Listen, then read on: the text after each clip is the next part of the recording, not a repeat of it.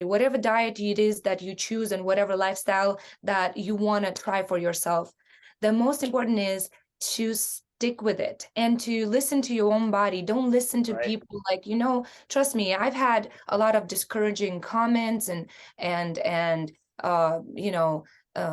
people thinking that they have the right to tell me that, oh, this vegan thing you're doing is destroying you. There's no meat on those bones. What the hell? You look, like you have anorexia. Like I've been called all kinds of things.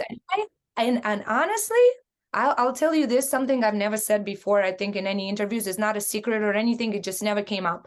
Since the age of 14/15, I weighed the same. And I was not vegan then. I weighed the same. I never, I dropped a lot of weight when I was going through some really serious, traumatic almost situations in my life a couple of times, yes. But that wasn't because I was eating different. I was actually eating even more, just not enough sleep and stress caused that. But I never had more than how I weigh now. And please understand, guys, it's not about the fact that I eat animal product or not. There are so many fat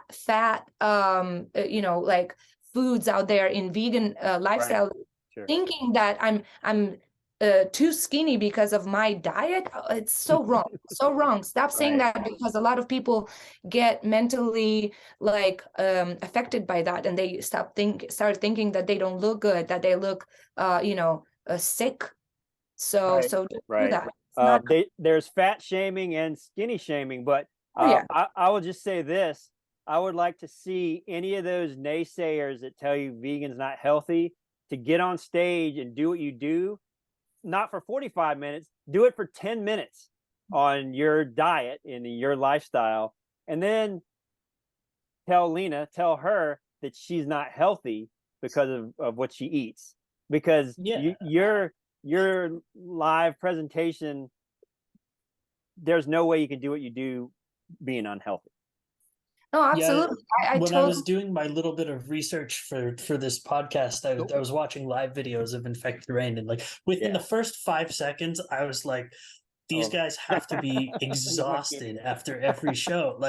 You're such visceral performers. It's so awesome. Anybody with any questions, go on YouTube and look for a live video and imagine somebody who's not healthy or not getting the right nutrition doing what she does. It's just not possible. It's more difficult for sure, because as I said, I've been doing this even before I became vegan, and I remember going on tour and having this med kit just in case you have fever, just in case you have something else. And that thing was constantly used by everybody. Constantly. There was constantly something wrong with someone. And if one gets a cold in a small bus or whatever, the other one is getting cold as well. And it's so easy to get a cold on tour because you're in the club with the AC blasting, and you're not feeling it because you're super hot, overheated by what you're doing, and or you're so close to somebody that can literally maybe is not feeling that great, but is too close to you, and your immune system is low. There's so many factors, so many. And definitely the immune system of a musician that goes on tour is going lower because of all this traveling, not a regulated sleep, not a regulated, eating and everything. Food, all of it. So different in Europe. We talked about that a lot, how much different. That's a whole nother episode we could do on food and touring and health. It's a big stress on our body to go through this diversity all the time, for anybody, vegan or not, it doesn't matter.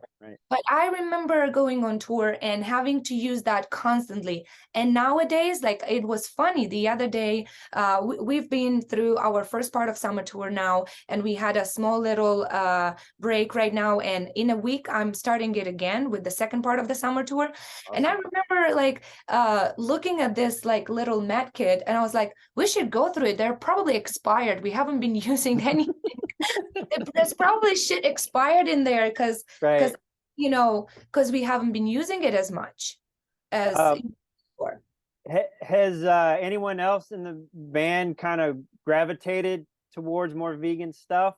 No, however, I will be honest with you that having two people that at least try their best to eat healthier on tour, and and not to overuse, like the same thing with alcohol, it's so easy to just be like, yeah, I need a drink to sound better, or I need a drink to sleep better, or whatever.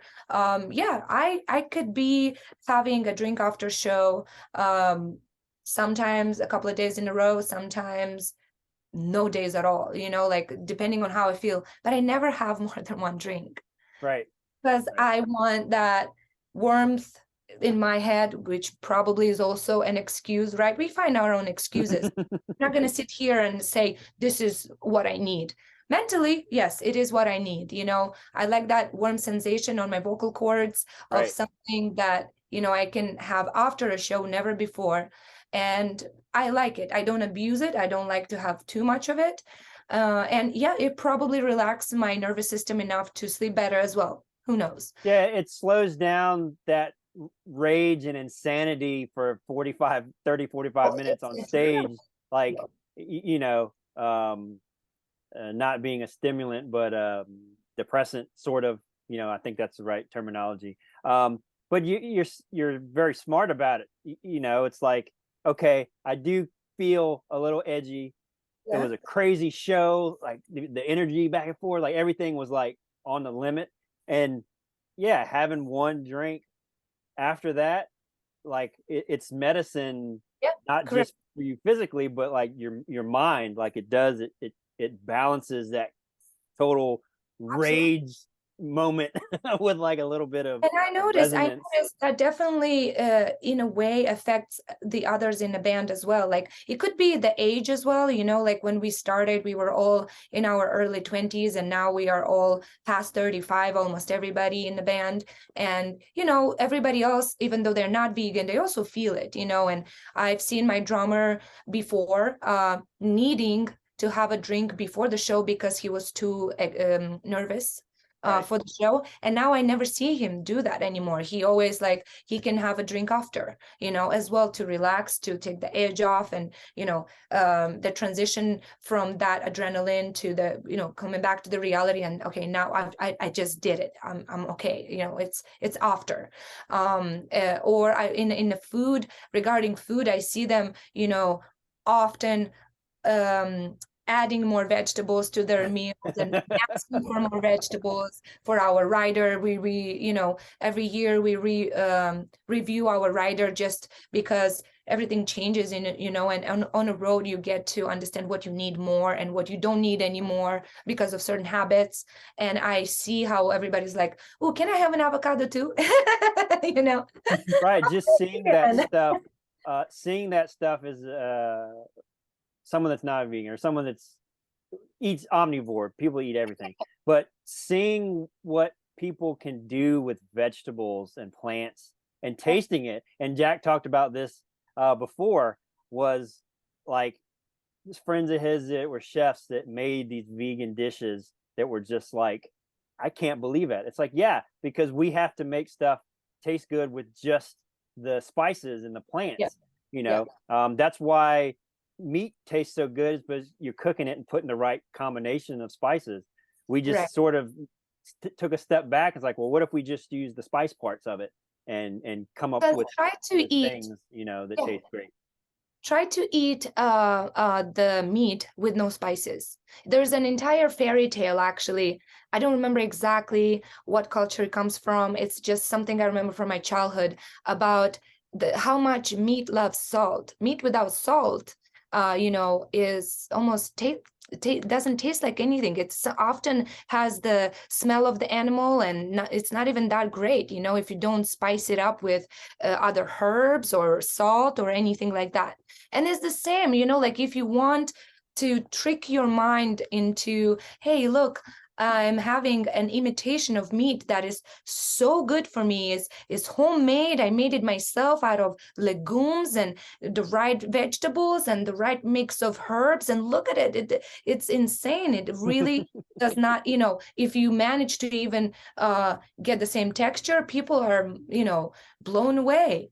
but and they don't mind it. They like it. They try it. Yes, it takes more to actually say no to what you're used to, but nowadays I feel like, especially people that I'm surrounded with, they recognize how amazing the a vegan cuisine can be. You almost don't feel the difference sometimes. You know? Wow. Yeah. Jack, what's your perspective? My I'm perspective is sorry. that I'd the warn him. best. I warned Jack No, ahead. no, it's great. I was just thinking about what you were saying.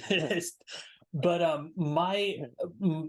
I've had amazing vegan dishes, and my favorite vegan meals that I've had have all not been trying to be meat. Like I've never really liked when something's faking like it's trying to be chicken or a steak. Like I think vegetables and fruits and things are so good on their own. Why not just let that shine and exist as Oh, it is? Like, absolutely. you don't have to make it taste like fish or something like that. Like, why dilute what's already good? I agree with you 100%. In fact, one of my some of my favorite dishes are when with simple ingredients I can make something that reminds me of, like, you're like, okay, even the texture. For example, mushrooms are so diverse, right? So diverse. And nowadays, especially vegan people, they've experimented with mushrooms so much that to the point where there's almost like, I don't know, like the same, like if you don't know what's what and you eat it, you can't tell the difference, because some Mhm. texture of certain mushrooms are not mushroomy. So they're not as mushroomy. They are more like white meat texture. That I think the most common mushroom that you can actually find in stores is called wait, how is it called exactly? I had it on the tip of my tongue right now. If you're talking about the meat one, it's called lion's mane. That one, yes, that That one. one is like a There's meat another texture. one. There's another one that you can find a little bit more easy. They are like longer, more fat stems, kind of a thing, and smaller on top, smaller caps or hats or whatever it is that you want to call them. Mhm. I forget how they are called right now. You put me under Yeah, this. that's all right. Well, I'll Anyway, research it and anyways, we'll put the yeah, link to say this is what it is. yeah, exactly. It's okay. I mean, I'm not claiming to be here all to have all the knowledge on the planet, but Just most of it. your no, your not at all. sister, I don't your know anything. sister has the rest. Between you and your sister, she knows that one. Yeah, so yeah, the texture of that mushroom is absolutely the same as white meat out there. So no Mm, matter how you season it, because when you cook it is the same texture, it doesn't taste like mushrooms. So it's not like you're trying to fake it on purpose, you know? Or for example, yes, of course, I do like to, especially when I'm not cooking for myself and I have more people for dinner, or even, my boyfriend or whatever, and we do something that is a imitation of cheese and meat, right? Still, my favorite would be the ones that are made out of like that are not made out of gluten or soy necessarily to imitate meat texture and taste. But my favorite are the ones that are made out of legumes that you mm, put together, literally make your own burger, right. out of things that you have in the kitchen, and you just put the spices, and it doesn't taste like meat, but it tastes just as good and just as satisfying for your stomach and for your needs, maybe even more than a piece of meat. But again, as I said, no judgment and no, how to say, no bad emotions towards the people that actually eat animal products. I wish it was easier for people to at least break the barrier where they try more things that are more diverse. All I really ask for, especially my close people, my close family and friends, is just be cautious with what you eat, and do not apply for easy way outs like canned food, processed food, cheap food. it is your body. And even if you eat animal product, which is totally fine, be kind to your body, and eat organic, and mix it up with vegetables, and mix it up in general. Eating the same thing is just not good for you. So just, you know, that is the most important thing. That is the key for having a healthier body, really. Yep. And, you know, confirm it by following Lena's social media, joining her Patreon, going to see them live. Nobody can question that her choices have resulted in someone unhealthy, in my opinion, and her actions show, you know, the results. But that's such a great perspective. And, you know, I try to follow that mantra as well. It's like the Matrix movie is so awesome. That can apply to so many things in our society. But if people aren't ready to at least be curious about the things they're eating, and say, I want to try different things, or there's something inside of me that this has triggered and I want to transition to something, 100% be there and ready for those people, and try to educate yourself as much to help them. But then people that aren't, you can't force this on them. Just like me, this happened to me. Someone tried to force this way of life on me, and they didn't see my perspective. It was just, what you're doing is wrong. It was basically like, a vegetarian is worse than an omnivore, because you're just exploiting bovine. You're just exploiting cows and the calves and that whole dairy industry, all that. Instead of shock valuing me to change my mind, it could have been like, do you know how cheese is made? Do you know how they keep even that sometimes is not enough.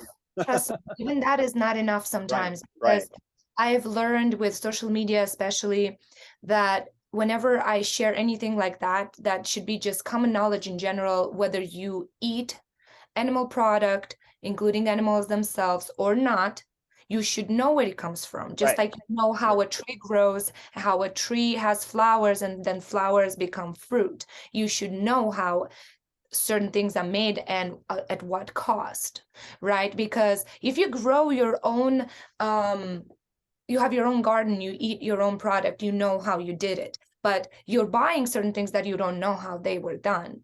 So is that really what you want to put in your body? That's your choice, and that's what you want to know. And you know, there are a lot of farms, not farms, farmers, independent, like that are only growing and having things for themselves. Like, you know, in my country, there's a lot of poor part of population that live in a countryside, and they have a cow that they have their milk, and they have a few chickens if they really have money for it, and they have the eggs and all that.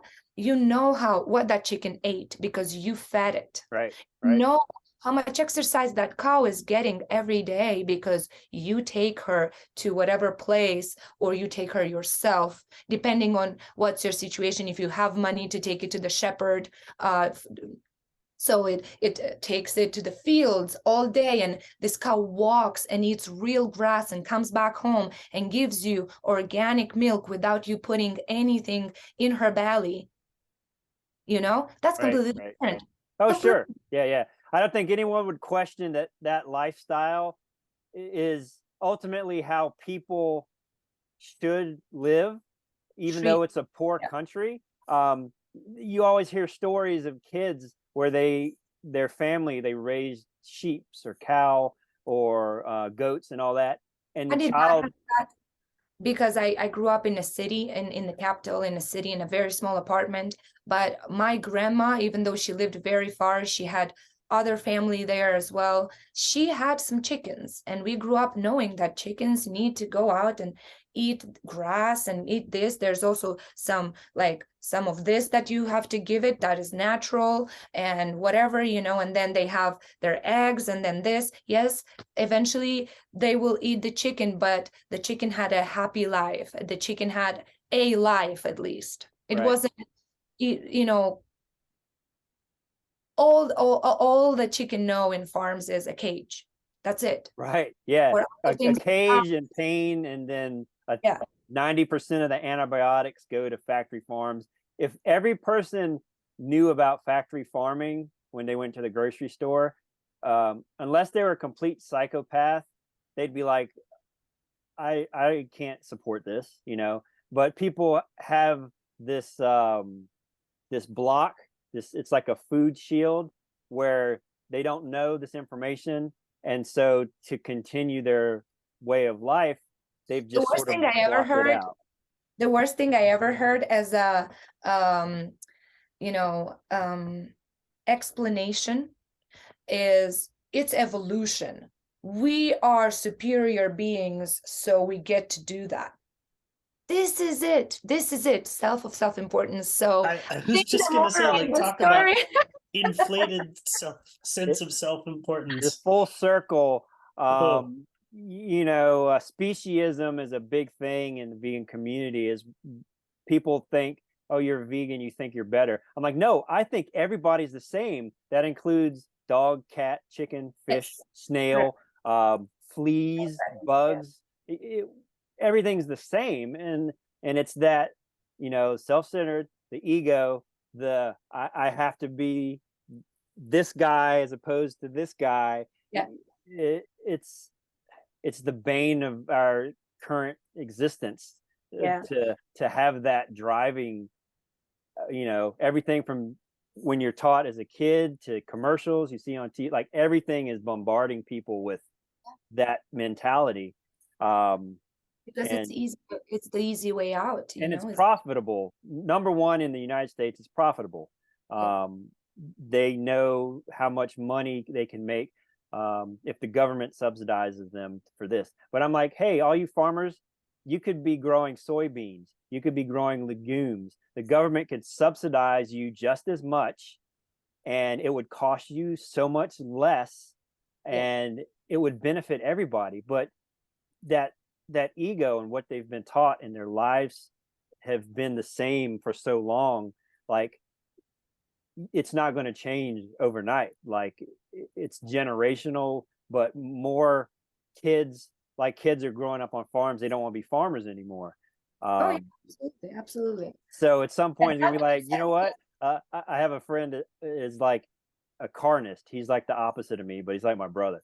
I'll be like, you know, in 50 years, you're not going to have an animal product as an option. So I'm like, you should get used to it now. And if you're going to have kids, get them used to it now. It'll be like Soylent Green, where it's like, well, the population's too high, so we're taking people, and that's what your meat food is now. Like our planet's already proven can't sustain animal agriculture. So I like, here's one thing, if you want to sort of close things down, or this subject, is you get into like lab grown meat. Like I like to talk about this with non-vegans, with everybody, vegans. So I'm against it personally. They're still taking a cell from an animal to grow something. It maybe doesn't have a nervous system traditionally like an animal, but they're taking cells and growing this thing in a lab. I personally won't support it for myself, but the perspective I embraced was, if this lab grown meat converts someone from eating a living, breathing animal that's in a factory farm that's been mistreated his whole life, if it takes that one life and saves it because this thing was grown from a cell, I'm 100% for it. So I get into deep arguments and let's say arguments, situations with vegans that are against it. I'm like, it's all about presenting something to someone where they can make a conscious decision, and it's going to take it. They're going to wholeheartedly believe in what they're doing and ultimately can make a difference. Whereas you just shock them into something that makes them angry, and they move on, and they put that block up where it's like, well, I don't want to deal with this, but I still have you know, barbecue addiction or something. Do you know much about that? And Jack, you as well. I mean, I know you spend equal amounts of time surfing the endless web for information. Just your perspectives on stuff like that, and where do you think, well, two things that the vegan, your perspective, and then Jack, from your perspective, is that something embraceable from where you're at, point and counterpoint, so to speak? I'll let you speak because you don't speak enough, I think. Oh, thank you. I think I speak the right amount. But when no, he speaks, it's of most value, whereas I speak too much in the value. So it's quantity versus quality, and that's why I think our partnership works pretty good. fair enough.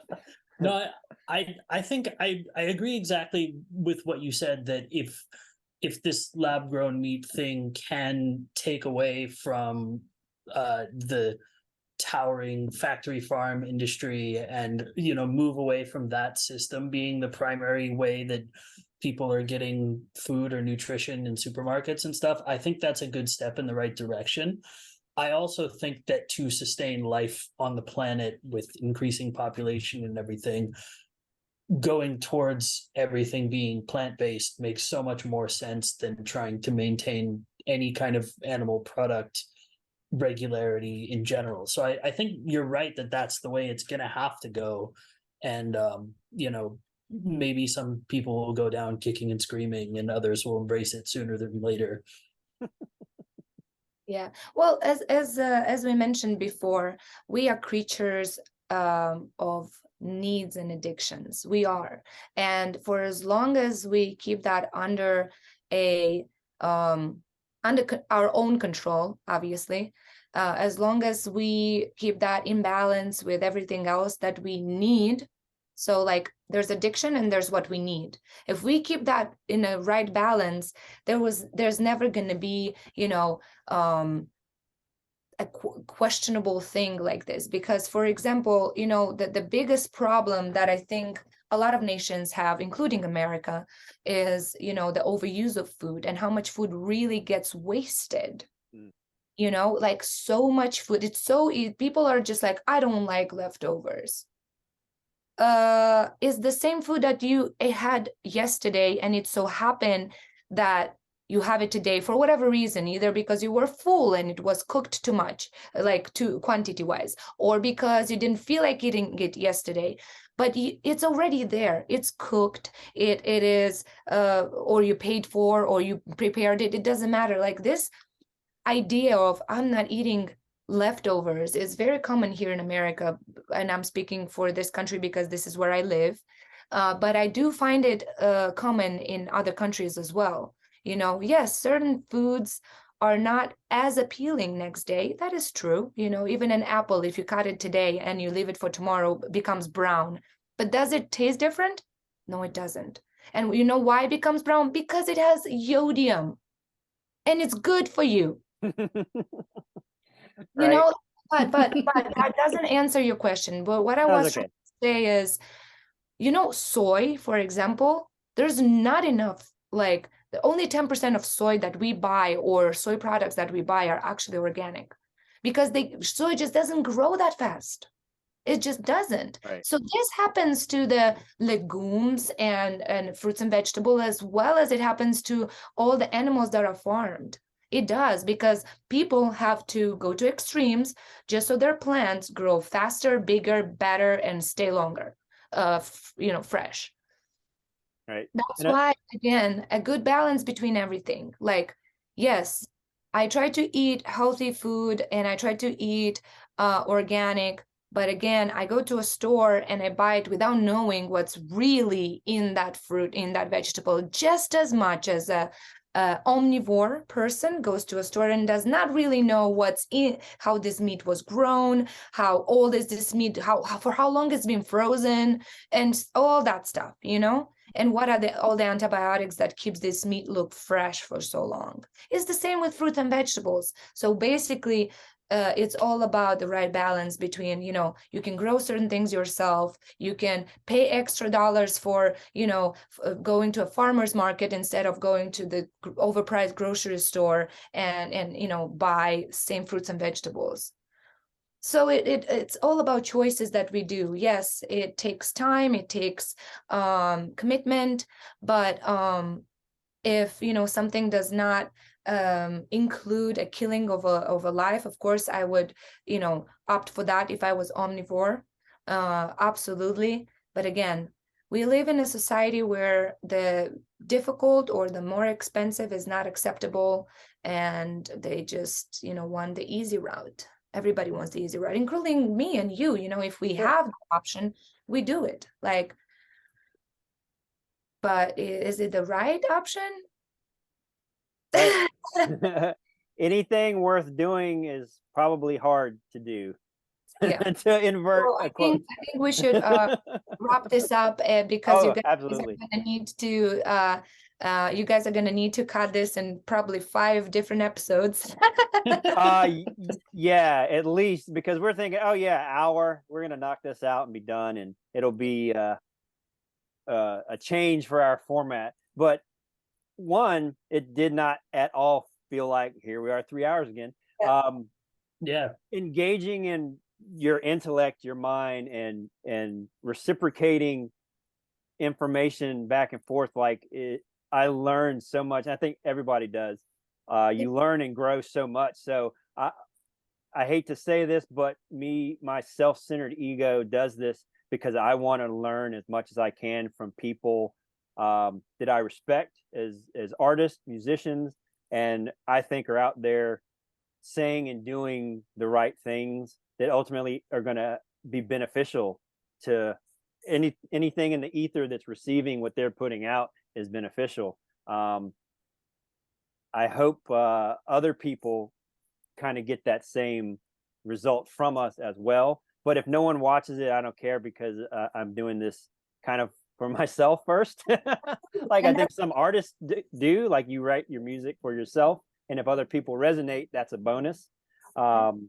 But you've chosen what you do. Like, I hate people want to say, well, if you weren't a fill in the blank, what would you be doing? And it's like the desert island question. It's like, I'm never going to be on a desert island with just a pig and have to decide between me or him. Like true artists, Lena, like you, Jack, like you don't have the plan B doesn't exist. Like that's a fictional question. Say, well, what would you be doing if you weren't a musician? It's like you're doing what you're supposed to be doing. So there is no what would your other job be? It's like that's not in the equation, you know.